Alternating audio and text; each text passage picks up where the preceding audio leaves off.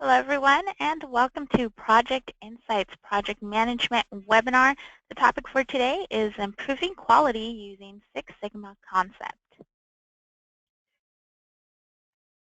Just a few things to note before we get started. All participants will be put on mute. However, any questions you have are more than welcome. Please go ahead and type those into your question box, which you can find on your GoToWebinar dashboard.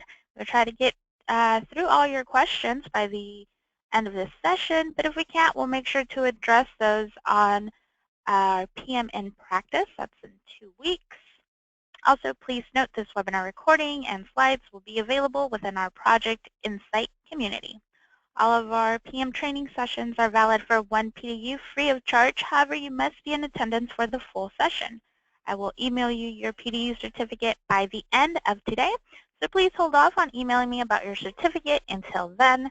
And for all other PDU information, please visit our PI community. Type in PDU in the search and you will find the PMI rules in an article called Webinars and PDUs. I will also include that link in your chat box.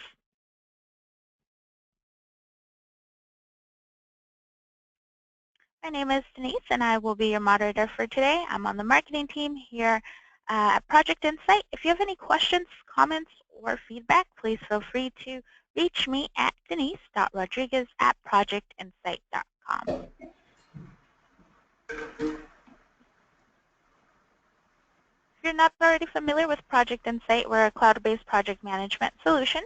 We help 2 kinds of companies, those that are rapidly growing and need to scale the way they are managing their projects, and those who want greater visibility across their project portfolio, want more insight into the workloads of the resources, and want a better way to collaborate among projects with team members.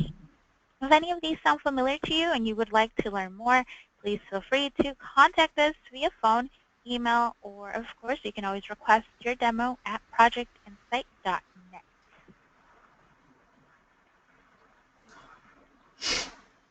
Our presenter for today will be Diane Buckley. Diane is the CEO of Core Performance Concepts.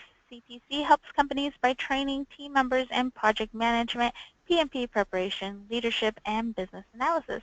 Diane has a MBA and a PMP and over 30 years of experience in the PM industry. Welcome, Diane. Good morning. Good morning, Denise. Good morning, everybody. All right, so with that said, I'll let you take over. All right. I'm going to pop this little guy up here. Here we go. All right, can we see that okay, Miss Denise? Yes, you're all good to go. Awesome, awesome. Well, welcome, everybody. We're getting a pretty good crowd here on today's call, and I do definitely want to start off by getting everybody involved a bit. When we talk about quality in our organizations, we probably all can think of some bad quality that we've experienced in the past. And what I'd like you guys to do is in the question box is to start taking some notes with regard to some of the situations you've encountered where you've had bad quality on your projects. And we're going to talk a bit about some of those during the course of today. But our second session in 2 weeks, what I'm going to do is I'm going to go through your notes and your ideas and potentially try to give you some approaches addressing those poor quality areas that you've experienced. I know we all have. I've been in this industry way too long to say that, you know, things go perfectly. Everything does have problems, and we always want to learn from that. And again, the goal really is to deliver a quality product to your customers based on the scope of work that's been defined. So we're going to talk a bit about Six Sigma and lean principles today. And when we think about a lean organization, they're 2 separate terms, lean and Six Sigma. When we think about a lean organization, what we're talking about is an organization that delivers quality products the first time and every time. So think about the projects that you've had, that you've worked on, that you have participated in, that you've managed, and could you honestly say that we deliver quality products the first time and every time. And I bet you're all sitting there saying, well, we might have done it once in a while, but there has always been some challenges. And that's what I see out there. It is a very difficult thing to deliver quality projects every single time. You have to have really great processes in place, and you have to have a lot of continuous process improvement in place. And that's what we're going to talk a lot about when we talk about Lean and Six Sigma here. So what is quality? We all, I know most of our audience are project managers. I'm not assuming that everybody is, but most of our audience is project managers. And when we think about quality, we think about our statement of work or our charter. And in that charter, it defines the expectations of the deliverable of our projects. So, you know, we might have a new product that we want to deliver. We might not have a new process that we want to improve. We might have a new system to install. Lots of different things. And if we think about it from the perspective of Project Management Institute, PMI, quality is about delivering to the expectations of the customer. So it is really about customer satisfaction. And we want, and as it relates to the discipline of Lean Six Sigma, quality is defined as the ability of your products or services to conform to your customers' needs and wants. And that's pretty consistent then. You know, you're talking about, from a PMI standpoint, we're saying we want to deliver on the expectations of the customer, and from a Lean Six Sigma standpoint, we're talking about conforming to the customer's needs and wants. Some of the problems we have is sometimes the customer doesn't know what they want early on. And it's up to us to try to get our arms around and put some structure around the expectations of those projects. And we can't deliver quality unless that is defined. So how many people, let's look at the a poll here, and on your little banner there, you have the ability to raise your hand. I want to ask the question just by a show of hands. How many people find it difficult to get a customer to define what they want early on in the project?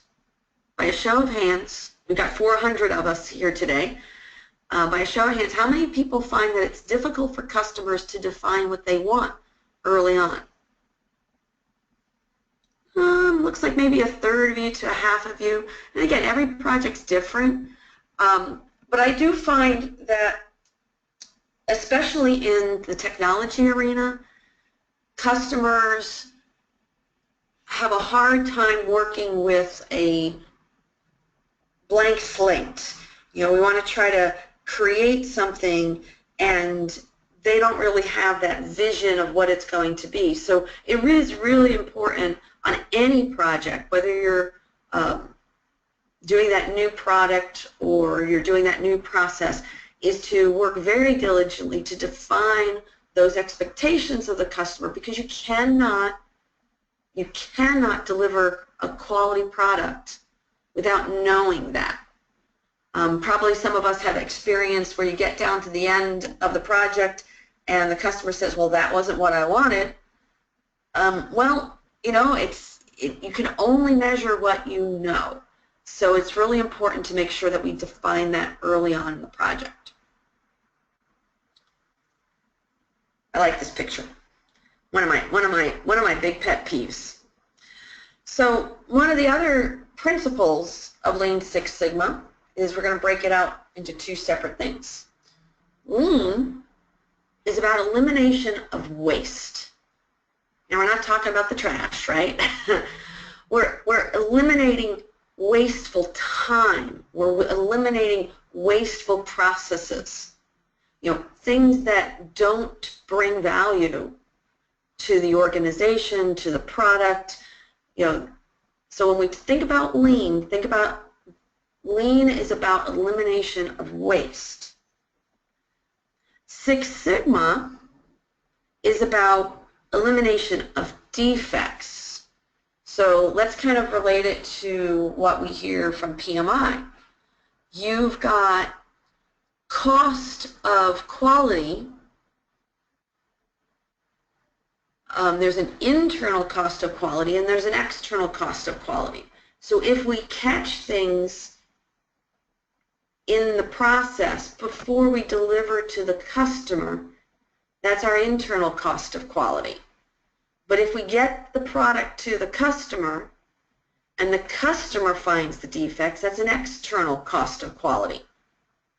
Which one do you think is more costly to an organization?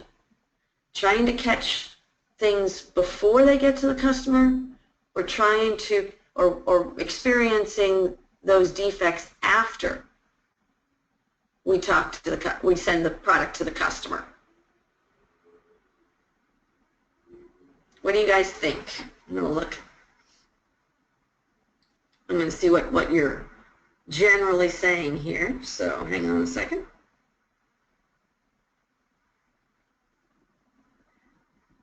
Yeah, most of you have it right. The higher cost is when we have the customer find the defect. Because if you think about it, let's just say you're an organization that's producing a new dishwasher, all right? It's a brand new product, new technology. We want to get it to market. We're marketing it as a high-end, highly reliable, very quiet dishwasher. And we have reasonably strong processes in place. And we deliver this dishwasher out to the marketplace, but we find that there's 1 out of every 10 dishwashers sold has a significant defect in it that causes water to leak out the back of the dishwasher.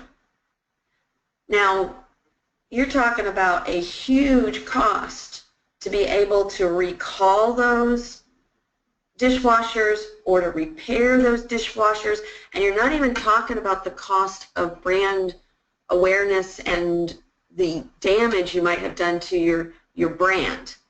If you've marketed this as a high-end, high-quality dishwasher, and all of a sudden 1 out of every 10 is defective, then you're really hurting your organization in total, so the cost is significantly higher if you let those defects be found by the client after it's left your organization. So we want to be able to catch as much early on in the process because the cost is significantly less. But how do we do that? So when we talk about Six Sigma is a very data-driven process. And we're not going to get into the tactical skills today on Six Sigma. We will be able to, if that's something you want to cover in 2 weeks from now, get a little bit more into the tactical areas of Six Sigma. But out of today's session, I want you to understand the differences, the various principles, and hopefully what this webinar does is kind of change your mind with regard to how you think about managing your projects. All right, so I want to change your thought process here out of this webinar. And if we look at Six Sigma, I said it's a very data-driven process. And what Six Sigma basically means is you will get 3.4 defects for every million opportunities. So if you compare that to my 1 in 10 example, this is a significant difference. So if you can achieve Six Sigma quality on your dishwasher, that means you're going to get 3.4 defects for every million opportunities. Much different. Now, does every project need to get to that point? Absolutely not. But if you are striving to eliminate defects out of your process and you want to have that high of a quality product, Six Sigma is a very useful tool because it's very quantifiable and it really helps keep the project team focused on things that need to be improved that directly affect defects. So the two components, just to kind of summarize, are lean is about the elimination of waste, and Six Sigma is about the elimination of defects. Denise, any questions that you see right now? No questions, but a lot of notes and comments.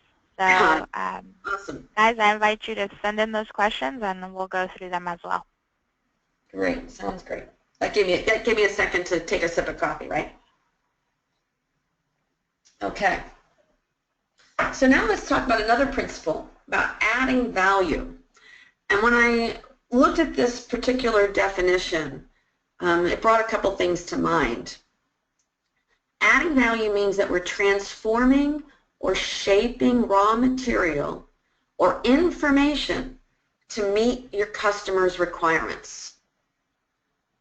I like the terms. I said transform or shaping raw materials. What are some things that are raw materials? You know, I can think of parts that go into making that dishwasher. I can also think of people.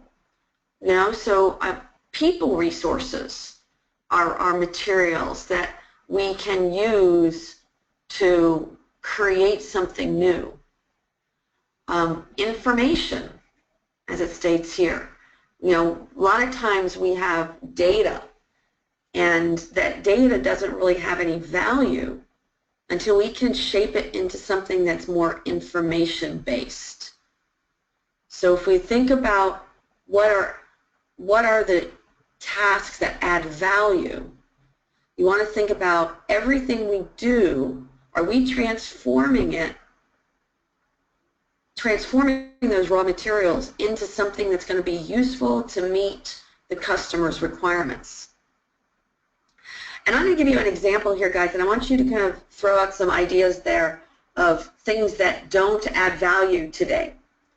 I just got done teaching a class to a group of project managers that are fairly new to the role, and they don't handle a lot of large projects, but there are certain things that are useful to do that they may not have done before, or maybe they've done them in a different way. For example, they never really created a charter before.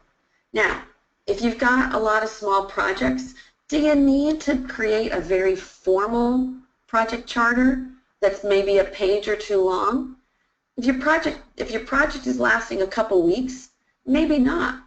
But if you think about the value that that charter provides to the project team and to the organization, the value to me is defining the project, identifying the business justification for that project, and being able to share that on a regular basis with the project team so we stay on track. So if you look at it from that perspective, the value add is that communication to everybody. So I don't care if it's in an email or it's, you know, in a statement at the bottom of every agenda you do, but creating something that communicates what the project's all about so that people keep that front of mind is a value add. Do I need to create a 2-page document and store it in a SharePoint site? Maybe not. But there's going to be other projects that it will be required that you have that more formal kind of charter because of the complexity and because of the amount of people involved in that project.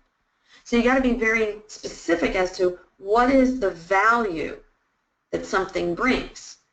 Another example is I was working with a client, and you know, they wanted their project managers.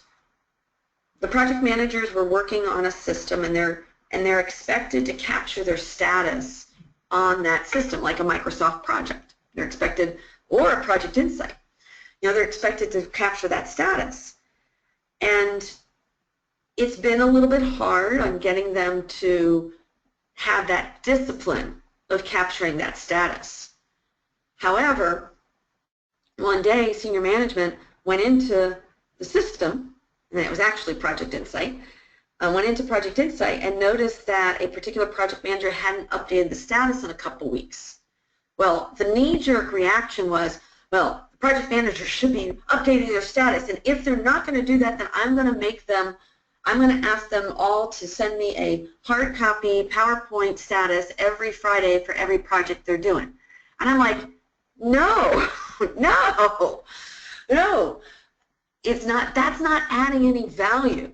The value is added if the project managers are disciplined in getting their status put into the system so that at any point in time, senior management can go in there and see the status.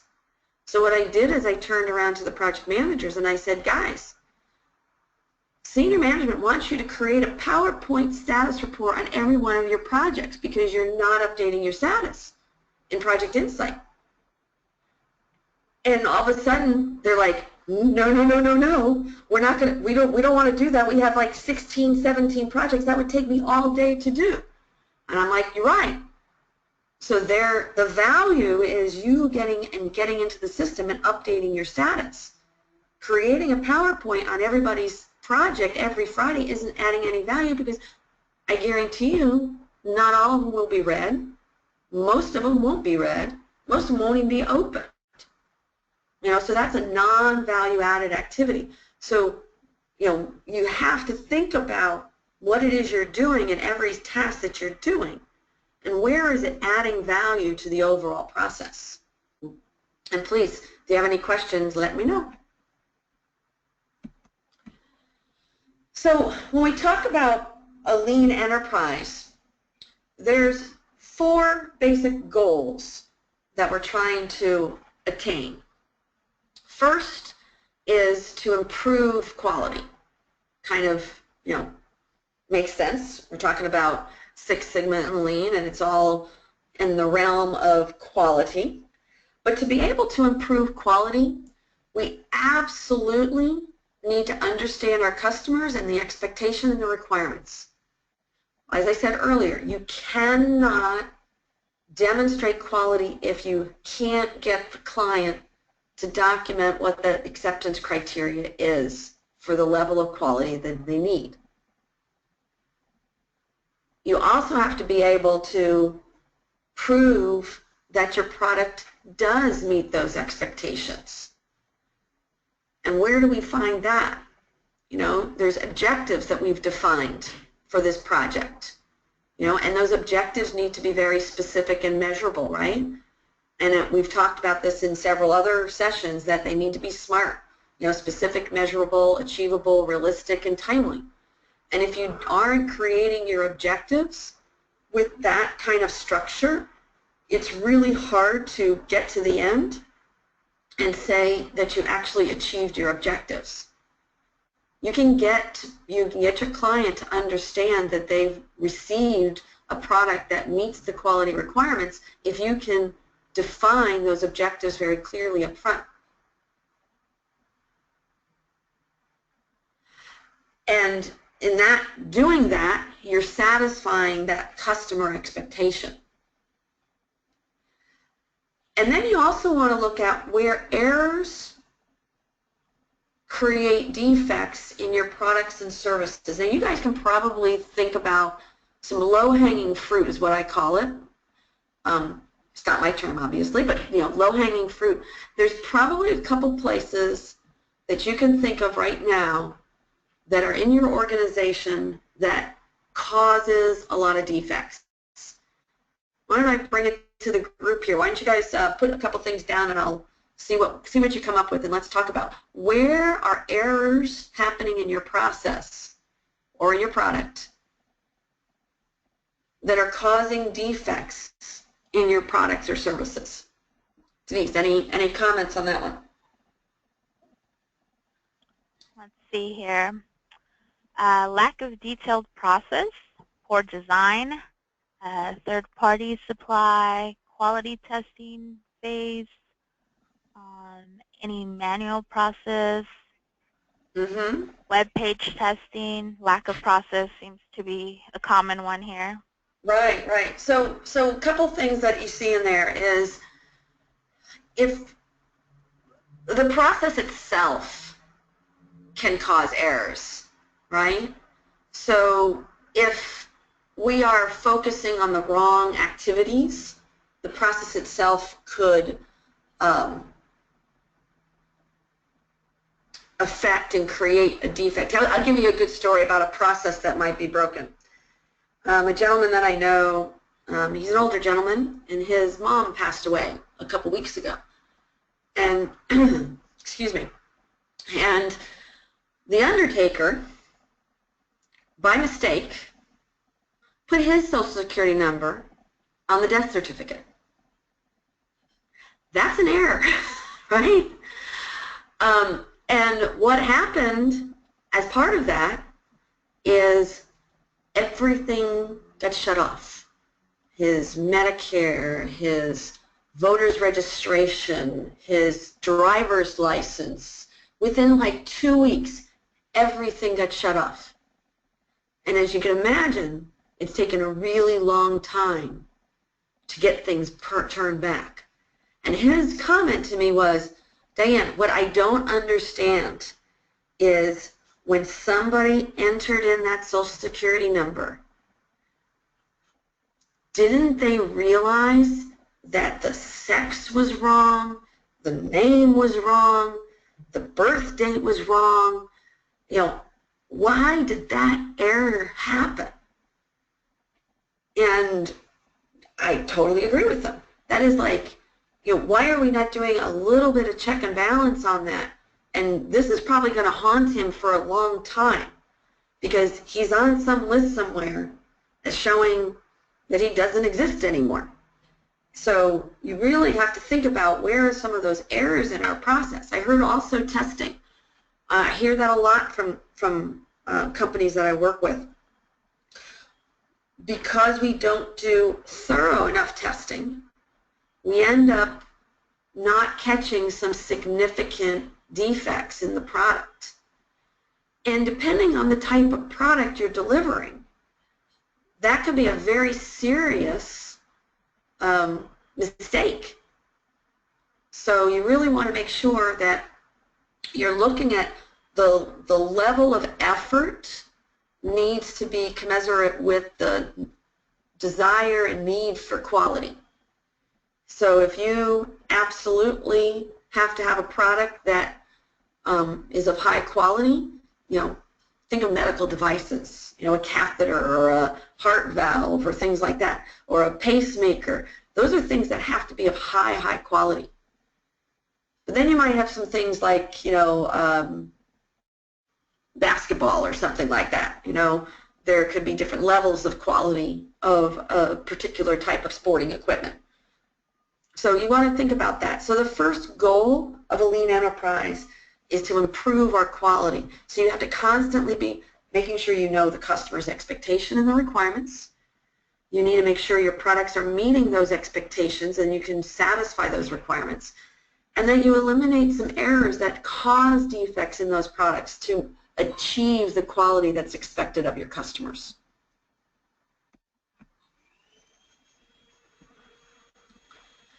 And to continue on, what you want to do is to do some conduct some problem-solving activities to find root causes. Why was there a problem? What caused that problem to happen? Why did that undertaker put the Social Security number on? Was it on a piece of paper that had both the mother's and the son's Social Security number? What were some of the root causes? And then you want to apply some error-proofing techniques to prevent those defects. So you want to try to figure out how to stop those defects from happening in the future. And then you got to be able to measure it. You know, it's one thing saying that I'm going to reduce defects, but if you can't prove that you've reduced the defects and they're not happening anymore or they're less frequent than they ever were before, you really haven't done a good job. I know there's one company that they have struggled with regard to doing some having defects in their software code. And, the root cause really comes in that there's not a diligence with regard to creating test cases and having the engineering department run some of those test cases or getting into automated test cases. There was a culture feeling that it didn't need to do that because most of the system was a configurable system. So there was some disagreement with regard to how much testing was appropriate. Well, over the years, the clients, continue to complain. And now, finally, that organization is starting to take that seriously and really put metrics in place to evaluate how well we are. And it's going to take a while, but it's something that you have to kind of think through. What is the biggest challenge you have as an organization with regard to your quality? I am not a proponent of tackling everything all at once. And what Six Sigma does teach us is it says, look at the big hitters. Look at the items that are really most frequently occurring. And let's tackle them first. You don't have to do everything at once. Hey, Dan. Yes. Here's a question for you. This question comes from Keith, and he would like to know, how does Lean, goal number 1, improve quality, work in conjunction with Agile requirements evolving throughout the project, so understanding requirements on the onset might be a challenge? Excellent question. So when we're talking about Agile, we're not necessarily having all the requirements defined up front. However, we do have a vision, which kind of goes to this slide here. We do have a vision of what the outcome we want. And as long as you continue to look at that vision and it's clear to the customer that they will know when they've got there, when they see it, that everybody's in agreement what it is, how you get there could be a lot of detailed requirements. Now, let's talk about waste. A lot of people think that Agile is a much more streamlined process. Well, there is the potential that in an Agile environment, you're going to try some things that don't work. Now, is that wasteful? Well, not so much if you try it and you recognize it right away that it's not going to work and you don't make that same mistake again. But it is a little bit of waste. It's not, but what you're trying to do in an Agile environment, you're going through a lot more iterations to try to figure out what will work. So you might see some waste in the process, but the ultimate outcome should have less waste in the deliverable. Does that make sense? So what we want to do, the goal of a lean enterprise is to really visualize that perfection. Where are we going? What are we trying to accomplish? Do I need to achieve Six Sigma, which is the 3.4 defects per million occurrences or per million opportunities? Do I really need to get there? What is the right level of quality for what we're trying to do? And then once you define that right level of quality, which if you know the right level of quality, that is perfection for that particular project, then you need to understand what it takes to get there.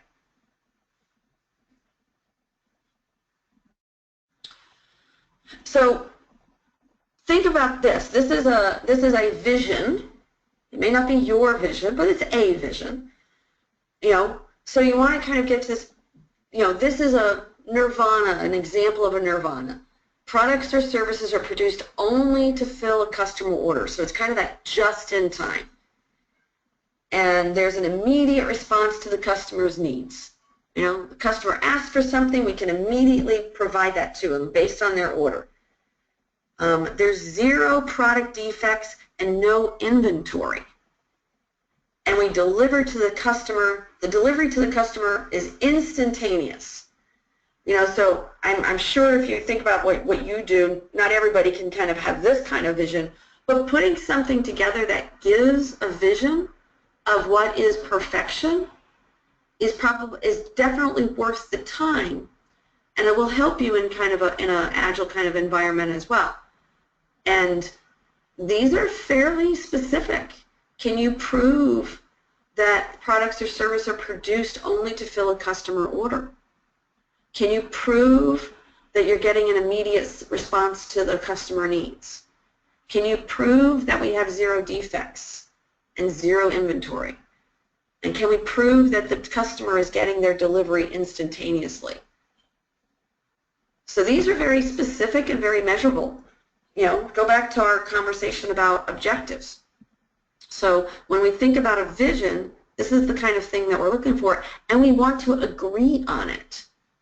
It doesn't make any sense to create a vision and people don't agree on it, because by the time if you don't agree on it, by the time you get to the end of the project, you will have trouble getting sign-off on that project.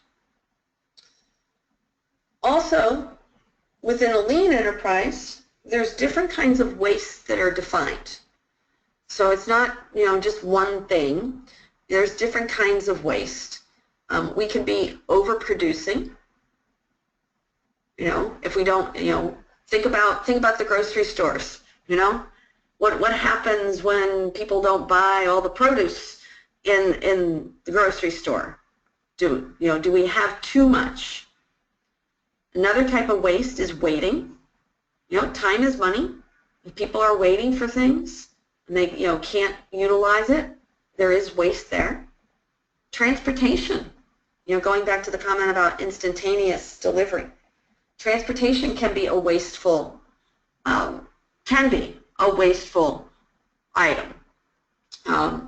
Extra processing, doing things twice, have 2 people checking the same thing, that could be wasteful. Having inventory can be wasteful, similar to the overproduction. Things sitting around not being used is wasteful.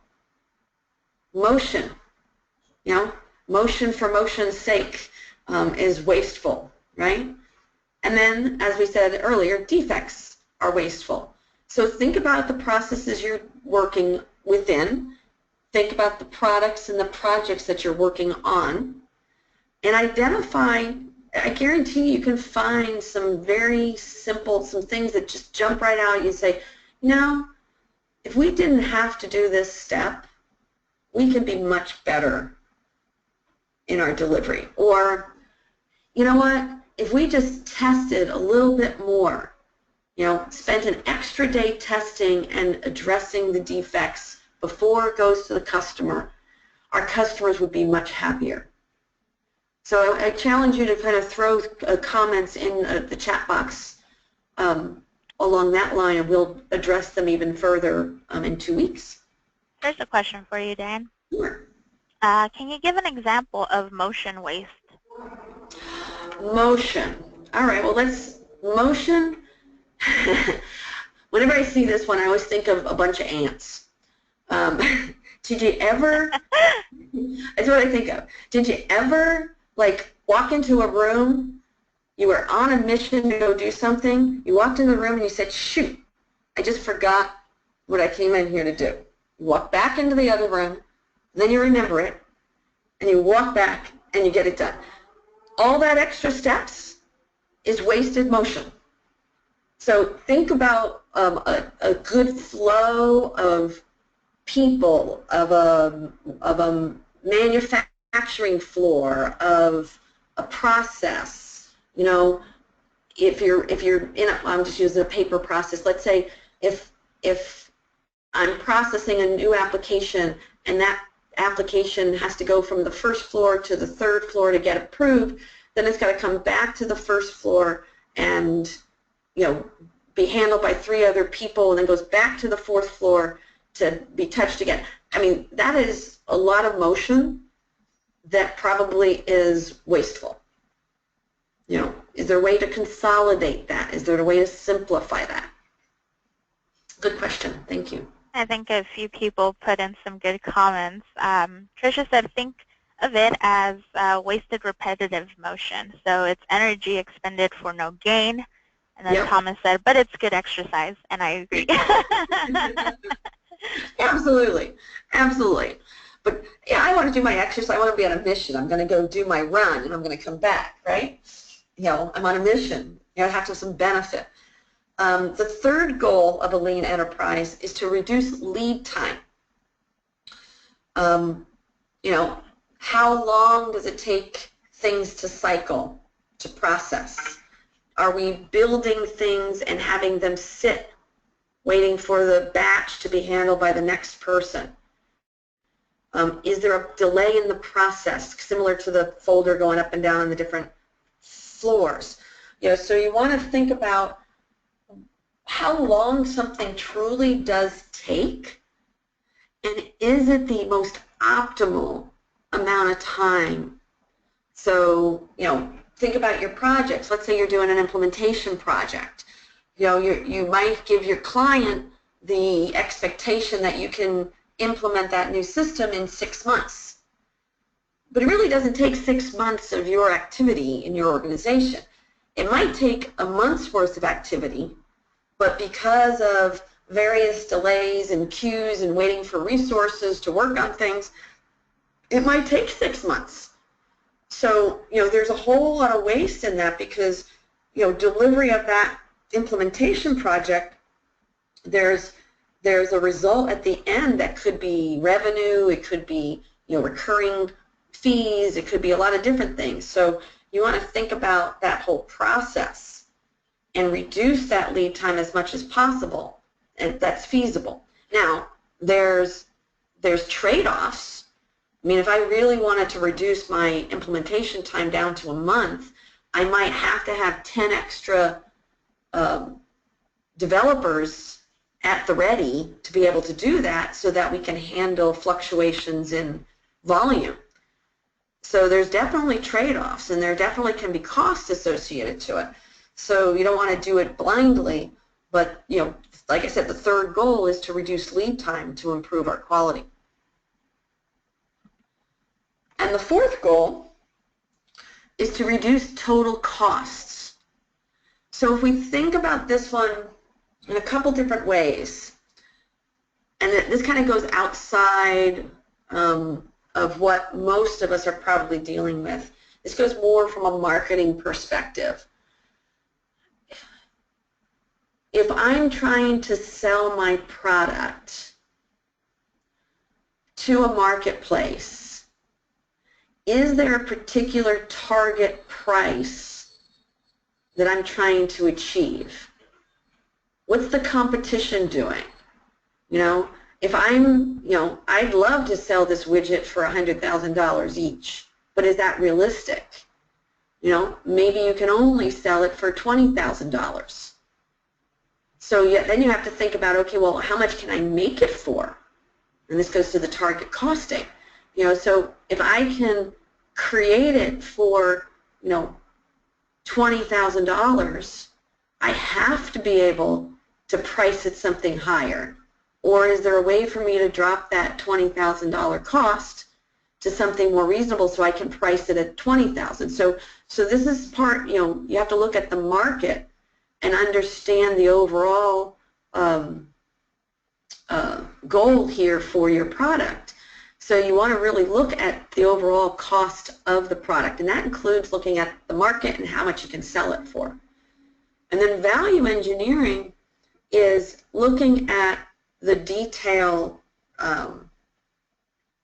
components of the product and removing things out of the product that really don't add value. So a lot of times most of our audience here are IT focused, and years ago I worked in a government contracting arena, which we had industrial engineers, and their job was to evaluate the product on a regular basis to reduce the defects and the reasons for problems in the product. So they're constantly looking at the overall design of the product and trying to continually improve it. And that's when I look at value engineering is making sure we're adding value. Everything we're doing is adding value. Any other questions, Denise? No, we're good to go. Awesome, awesome. Well, we're getting down to the end here. I like my little guy here. I think he's cute. He makes me laugh. All right. So hopefully in today's session, I'm kind of giving you lots of things to think about. And what I want you to do is let's put some very specific things that you want to talk about on where you see some waste or some defects in your organization. And I want to kind of come back and give you some suggestions on how to improve those processes so that you can improve your overall customer satisfaction and the quality of your products. And just in summary here, what you need to do is you need to define your key metrics, and that starts with knowing what you're trying to deliver, what is the acceptance criteria by the client so you know when you've gotten where you need to go. You want to quantify that current environment, and what I mean by that is you got to measure. If you think our testing is not doing well in your environment, then you have to quantify how much time and energy is being spent on testing and how many defects you're seeing that are due to the lack of testing in your environment. So you've got to learn to quantify it. A lot of times people, I go into organizations and they're all complaining about this isn't working and that isn't working, and I'm like, where are the numbers? We've got to take the time to crunch the numbers and be able to demonstrate, because you're never going to know that you've improved if you don't have something to baseline against. And then focus on waste that affects those key metrics. So if the most important thing is to not have the customer see bugs when you deliver the system, then let's focus on that. Don't try to do everything. You're not going to be able to. And don't, to the last bullet, don't do more than you can support. I see a lot of organizations, they do their lessons learned, and they say, yeah, all of this stuff is great. Let's all change. Let's all make a commitment to change all this stuff. Well, every single one of those lessons learned is a new project that needs a charter, that needs acceptance criteria. So don't bite off more than you can chew. What I need you guys to do is really focus on key metrics and make sure you're measuring them and see the improvement, and then you can move on to the next one. And that's what the discipline of Six Sigma brings to us, is the measurement, measurement, measurement. And once you see the improvement, then you can move on to the next piece of low-hanging fruit. So I hope this has been helpful, guys. Again, it's all about project success. We want to make sure we get happy customers. We want to make sure our projects stay under budget. We want to make sure that we're delivering what the customer is expecting with the right resources and be able to succeed. So I'm going to hand this back to Denise. Before that, I think there's a question here for you, Diane. Can Sure. you explain transport waste? Transport waste, okay. Think of transport as inventory, all right? So remember, if I'm spending $1 today to build something, and I build it, and I have to ship it somewhere, in many cases, inefficiencies in that shipping process. So I can use an example of UPS. I think it is UPS. It was either FedEx or UPS. They recognize that there is a cost to that shipping, and one of those costs is fuel. Right? Think about that. If their trucks are not scheduled in an efficient manner, they will waste more fuel. And again, I can't remember if it was UPS or FedEx. What they did is they built some algorithms that caused the trucks to take a route that only had right-hand turns. And the reason they did that is because you don't have to stop and wait at a light. You're going to save fuel by only being able to do right-hand turns and not doing left-hand turns. So there's a cost to transporting that merchandise that was wasteful in their eyes. So hopefully that answers the question. Great question. So I'm going to hand it to you, Ms. Denise.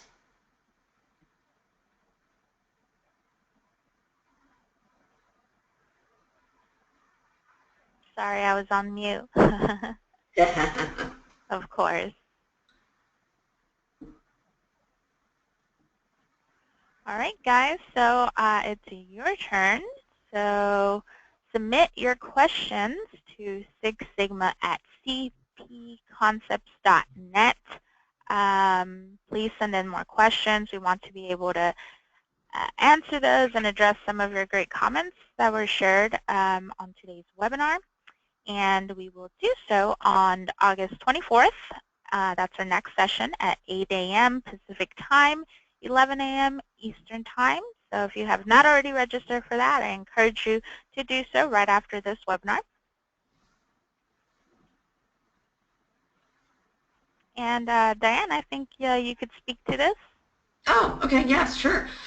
We do have a web prep course coming up for the PBA certification, so business analysis certification. It starts on September 20th. It is 9 synchronous web sessions over the course of, I think, about 2 months, so that you can learn about the PBA certification and earn your 35 credits that you need to be able to sit for that exam.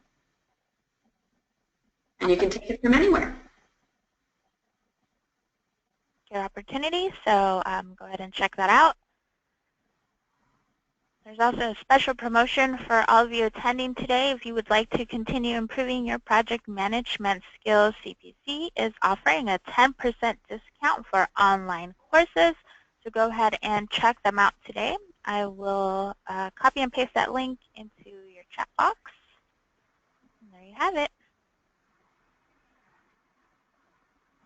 Earn PDUs. So you will automatically receive your PDU certificate via email towards the end of today. If you have any questions, comments, feedback, anything else I can help you with, feel free to reach me at denise.rodriguez@projectinsight.com. You will earn 1 PDU per webinar attended. To register your PDU, please log into pmi.org and log in as a member of PMI. Go ahead and select course and training and fill out all the information below, which will also be in your PDU certificate. So keep an eye out for that. And for those of you asking for the recording and slides, those will also be available to you via email by tomorrow. And for those of you on social media, I'd like to invite you to follow, like, and subscribe to our social media channels. Our handle on Twitter is @ProjectInsight. You can also find us on LinkedIn, Facebook, Instagram, and YouTube for the latest in PI news.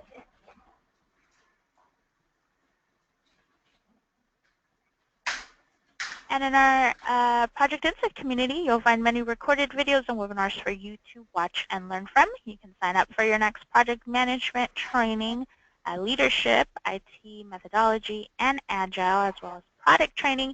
These are all free to you, so please go ahead and check out our webinar calendar, and we hope to see you all next time. Until then, thank you, Diane, for a great session as usual, and I'd like to thank our audience for being awesome, joining us today, and for sharing all those great comments and questions, and we will see you in 2 weeks. Thanks, everybody. Have a great week.